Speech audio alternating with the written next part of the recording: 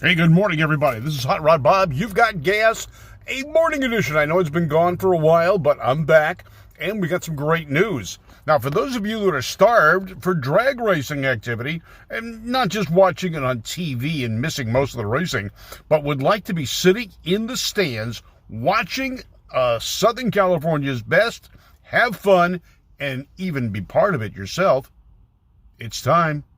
Irwindale Drag Strip opens up to spectators, to racers, Thursday night. That's right, Thursday night under the lights at Irwindale Drag Strip. Your place to race. Thursday, April 1st. No, it's not an April Fool's joke. It's the real deal. We're going racing.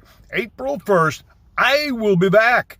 That's right. After a year of absence from Irwindale Drag Strip, I'm going to be back at the track Thursday night, April 1st.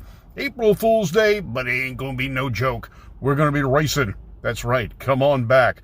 Now, besides that, we've run into a few situations that I've seen on the internet, and they've been confirmed by people like Cole Kuntz and a few other guys that I really respect in the hobby and the industry. Now, in San Antonio, I think it was San Antonio. Austin, Texas. An apartment building was built across the street from a city park.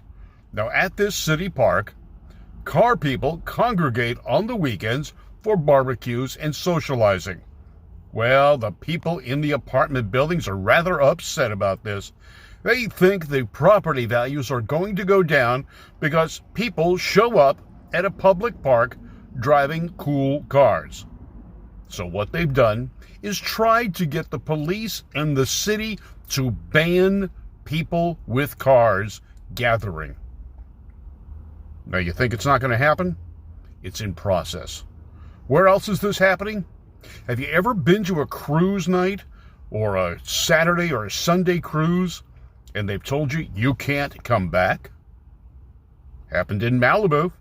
It's happened twice in Malibu. California, where we are, the hub of automotive excitement, and it's happened here. Now, the excuse is COVID. Really? No evidence to prove that that has been an issue. There's no spreading. There's nothing going on. But regardless of that, there have been a number of events canceled because public sentiment. Now, public being people who do not like cars. Now, there's also a move afoot that says automotive hobbies are masculine problems. And it's a problem that is escalating. That this masculinity of car owners is, well, it's frankly bad. Well, I know a lot of guys that have cars, and I agree, a lot of men are into cars. Why? Because we're not into sewing. We're not into cooking. All right, I like cooking. So much for that. But there was a news story carried by one of the news networks.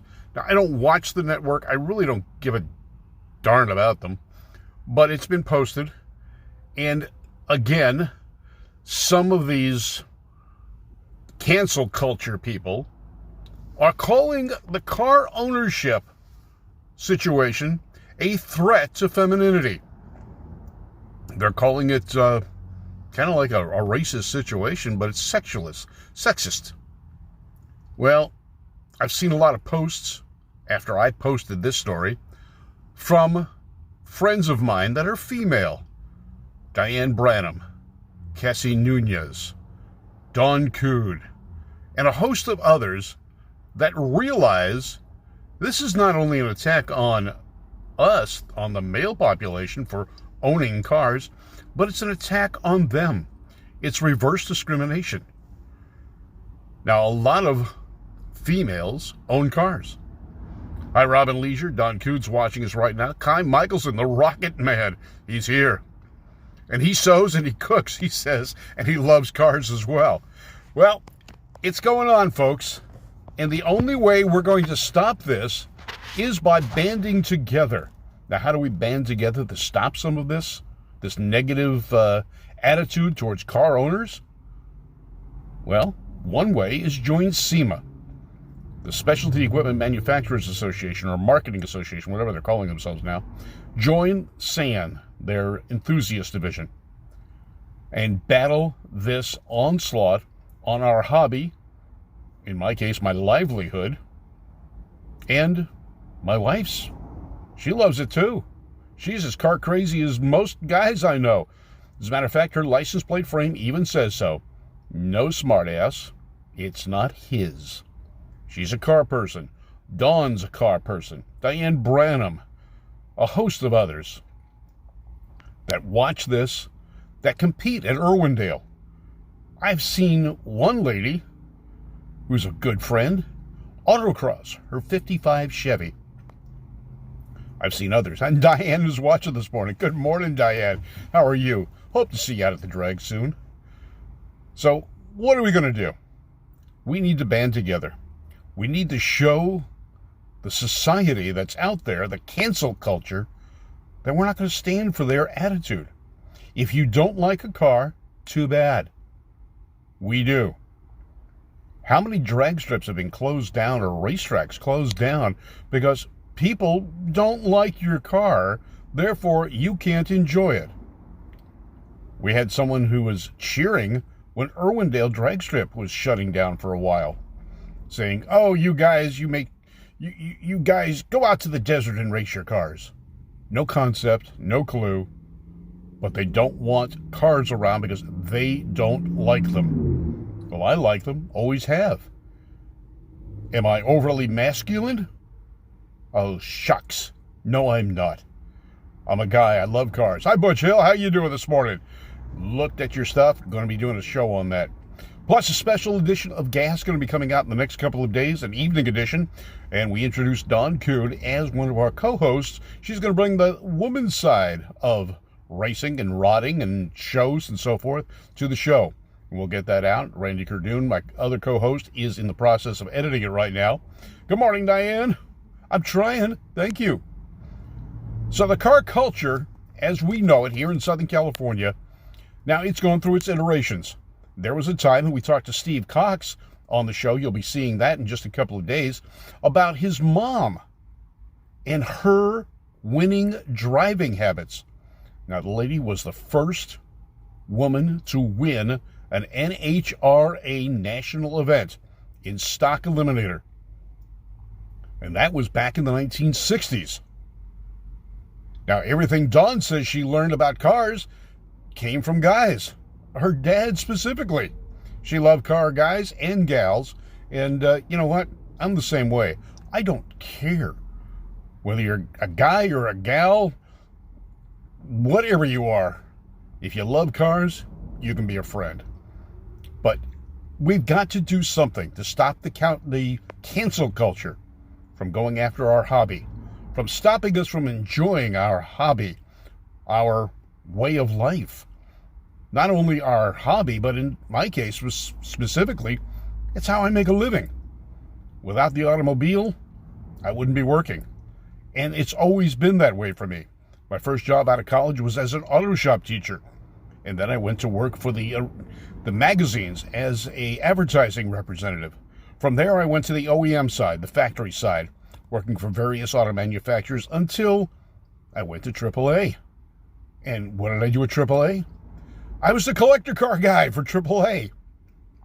So I've always worked in the car industry, always worked around cars, always been part of cars. It's been my hobby. It's been my job. And I know a lot of people that's that way too.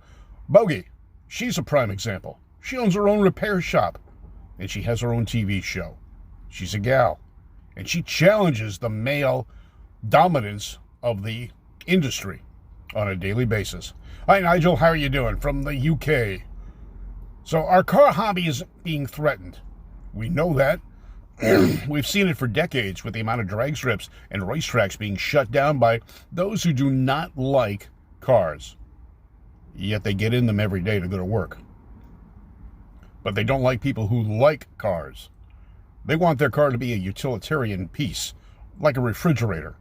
And that's why they drive a Prius. Well, or something like that. So let's band together. Contact SEMA. Join SEMA. They're fighting for your rights to enjoy and have your car. And I am too. I am a member of SEMA. All right, guys, you have a great day. We're going to start doing these things on a regular basis once again. Good morning, Jeff Stillwell. Another one of our friends from the UK. He's got an amazing Roadster being put together right now. The interior is looking great. I just saw the video on how they added flames. This is going to be a traditional and high-tech hot rod. And just going to be cruising along here on the West Coast in no time flat. I can guarantee it. All right, you guys have a great day. I got to go in and go to work. Yeah, I still do that. I'm Hot Rod Bob. You've got GAAS, the Great American Auto Scene. Since 1990, your source for information, trivia, and fun facts. GAAS brought to you by Service Tech Equipment and Drag Cartoons, Robin Millar. Service Tech with all the equipment you need for the shop you've got. Whether it's a commercial shop or a home shop, like mine, they've got the equipment you need to work on your car properly and safely. I'm Hot Rod Bob. You guys have a great day, and I'll be posting the new Evening GAAS, a 1-hour version with Randy Kerdoon, Don Cood, myself, and special guest Steve Cox and his 5.0 Pro Drag Racing Series. You guys have a great day. Have a great weekend. I'm going to be at the Murphy Museum tomorrow. I'm going to become a docent there, and I got to work on a car. So I want you guys to come on out whenever you can. Murphy Auto Museum will be opening up probably on the 17th of the month.